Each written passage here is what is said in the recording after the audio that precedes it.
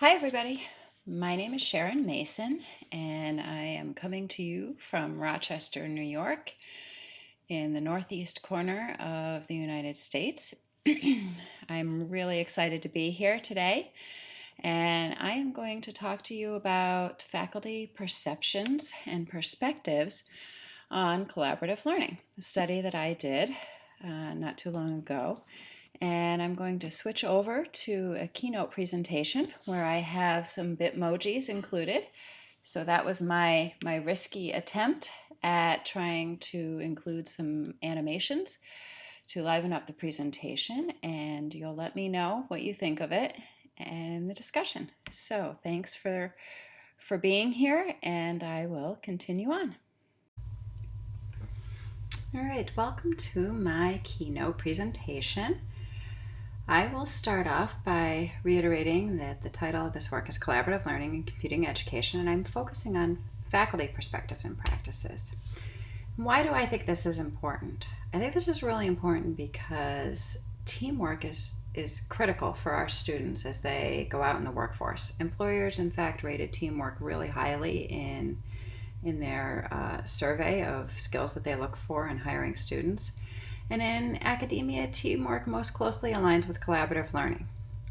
So while there's a lot of work around how students respond to interventions in regards to collaborative learning, there's really a gap from the faculty side of understanding. So this research focuses on that gap, specifically addressing the question, in what ways are aspects of collaborative learning realized in computing faculty instructional approaches in first and second year courses? I used a single case study approach based on Yin's work. The context is a 4-year private technical university in the Northeast United States. The participants were 7 faculty members, each teaching their own individual course.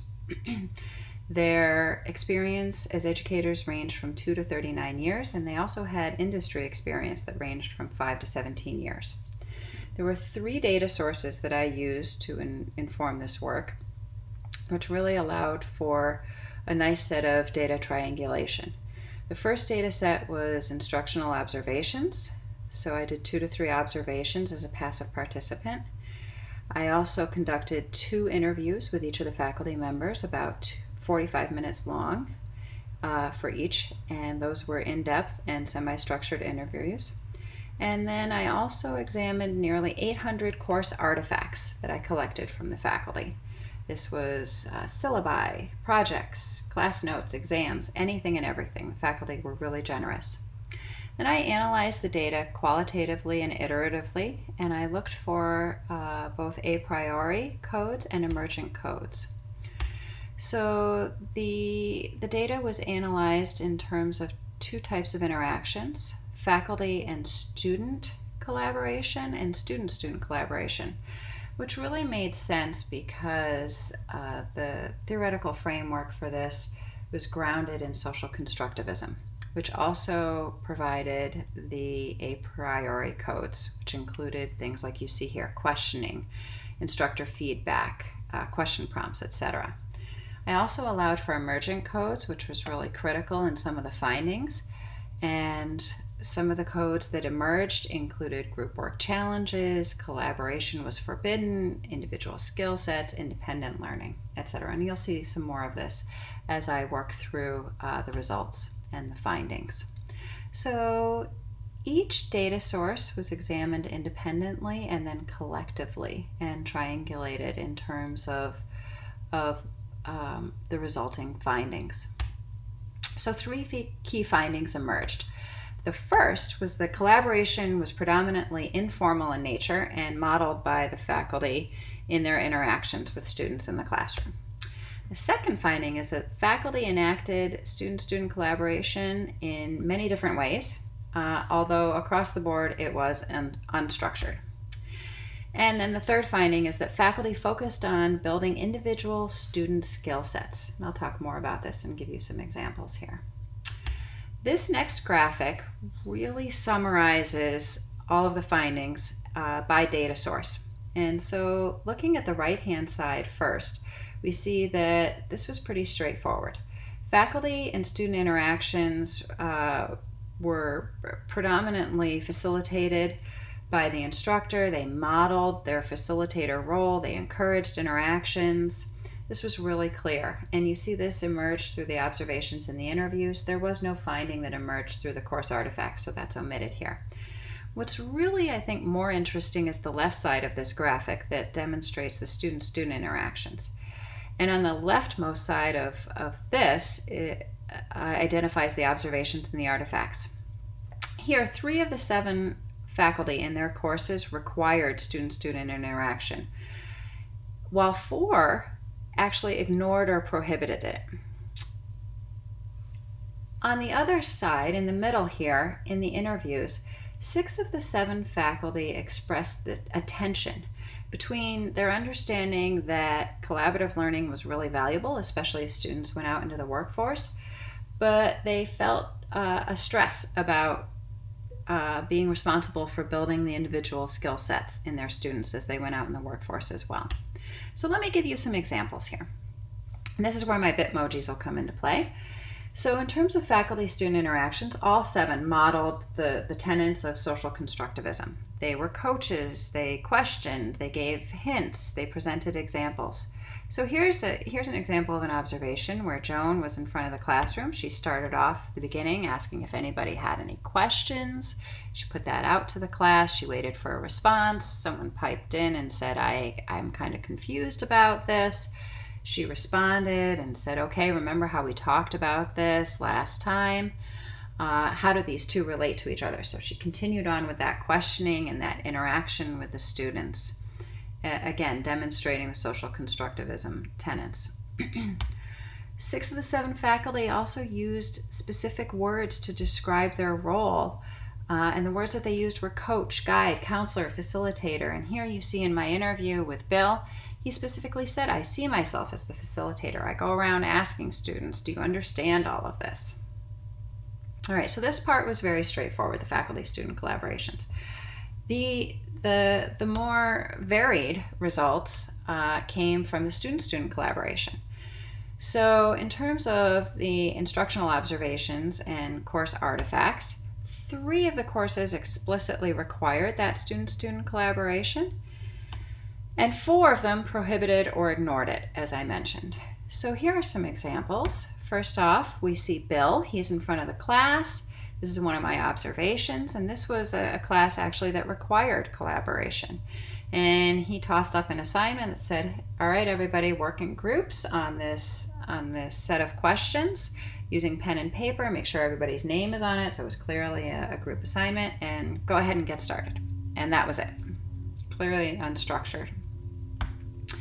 The course artifacts also reflected this. Here are a couple of examples. Joan and Sue's syllabus that says there are no group assignments in this course, everything is individual. And then Chris's syllabus, where he takes it actually to the next level, and at the very end you can see in italics and bold. He says, in a sentence, you may discuss an assignment with other students, but you cannot in any way discuss the solution. So he really wanted to limit discussion in this way. This also manifested itself in the faculty interviews. Here we have this tension between student collaboration value and building those individual skill sets.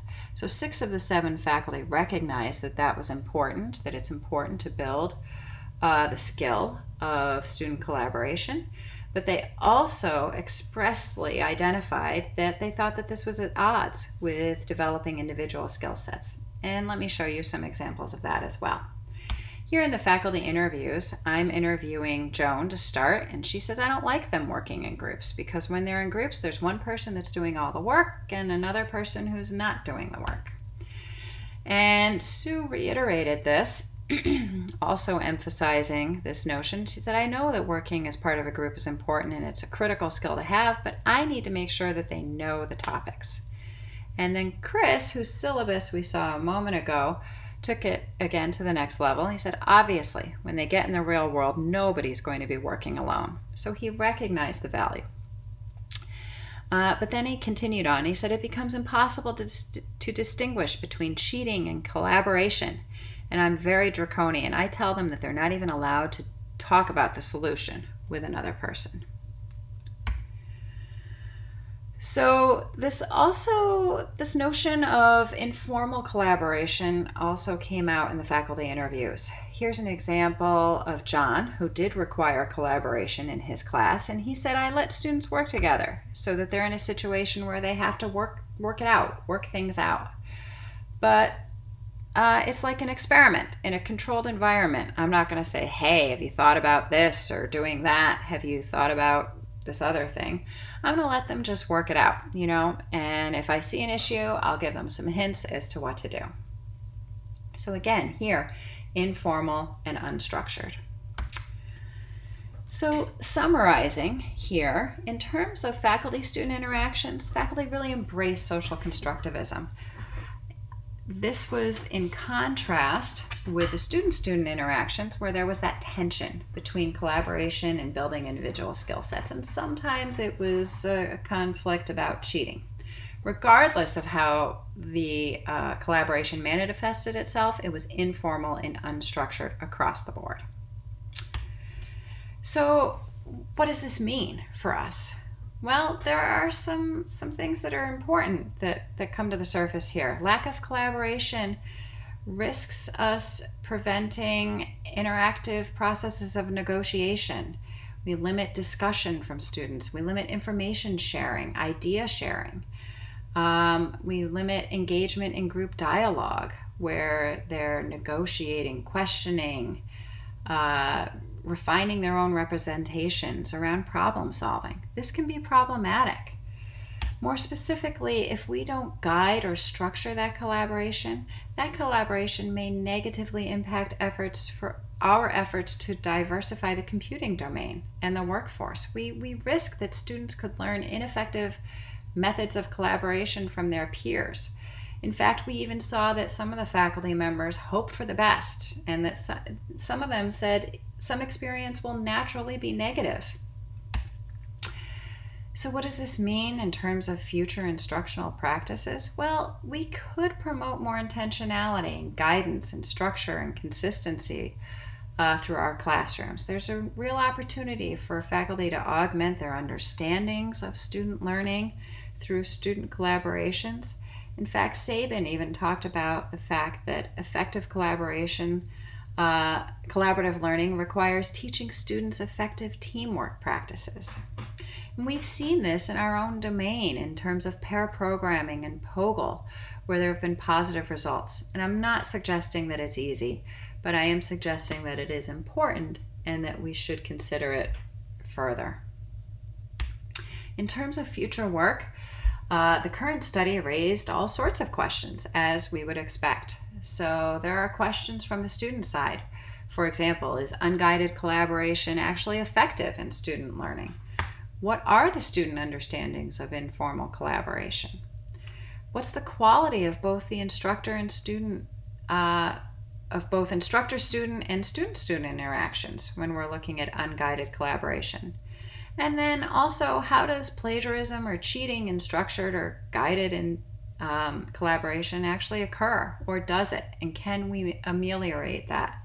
And there is some evidence that there are ways to do that as well. And then finally, what impact does unguided and unstructured collaborative learning have on diverse problem solving in the computing domain? So all of these questions remain open and are interesting to look at in the future. And with that, I will close, and I will thank you for your attention, and I look forward to a dialogue with you all and some interesting discussion. Thank you very much.